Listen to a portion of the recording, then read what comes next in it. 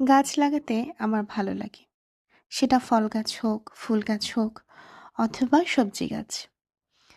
আপনাদের এর আগেও কয়েকবার আমি দেখিয়েছি আমার ছাদ বাগানের বিভিন্ন সবজি, শাক এবং ফুল গাছ। তবে আজকে আপনাদের দেখাচ্ছি একটা বেগুন গাছ।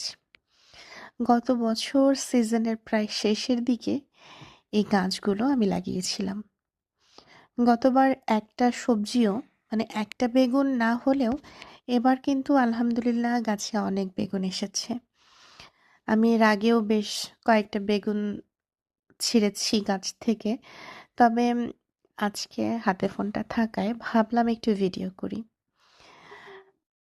আমার কিন্তু গাছটা খুব পছন্দের। আর এই বেগুন মানে পুরো ১ বছর পর বেগুন ধরায় আমার কিন্তু বেশ ভালোই লাগতেছিল। ১ম এ একবার ভাবছিলাম যেহেতু বেগুন হচ্ছে না, গাছগুলো কেটে ফেলবো। পরে দেখলাম মাশাআল্লাহ গাছগুলোতে বেশ ভালোই বেগুন ধরছে।